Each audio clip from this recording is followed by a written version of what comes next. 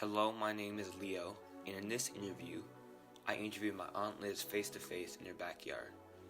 My aunt was born in New York and lived around there for most of her childhood. When she was in college, she decided to visit Israel as part of a program that gets Jewish people in America to visit Israel. My aunt, as a Jewish person, decided why not, so she decided to visit.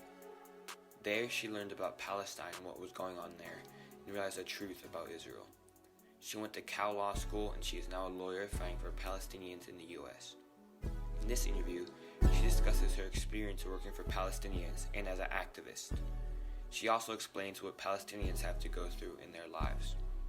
I am a civil rights lawyer and an organizer, and I work for an organization called Palestine Legal, and our role and my role in the organization is to defend and advance the constitutional rights of people who are supporters of Palestinian freedom in the U.S. So basically activists for Palestinian justice and equality and freedom who are doing their activism in the U.S.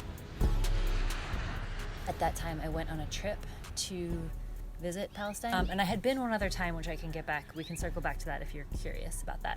So basically, I went on a trip, and it was like a trip organized by Jews to visit Palestine and learn about what was going on there. And so I went, and I was absolutely horrified.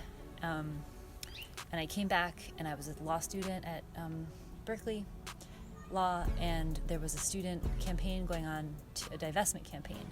And the plan of the divestment campaign was to convince the University of California to take all of the university's money out of corporations that help with the oppression in Palestine. So corporations that build the wall that separates Palestine from Israel and that surveils people and spies on Palestinians, and corporations that kind of are built on stolen Palestinian land that profit from stolen Palestinian land, like Tribe Hummus, for example, or SodaStream. So we were like, we don't want to be part of that. We don't want our tuition money going into companies that are profiting from the oppression of Palestine. So it was a really great campaign. It was really fun. Has anyone ever called you anti-Semitic? Yeah, a lot.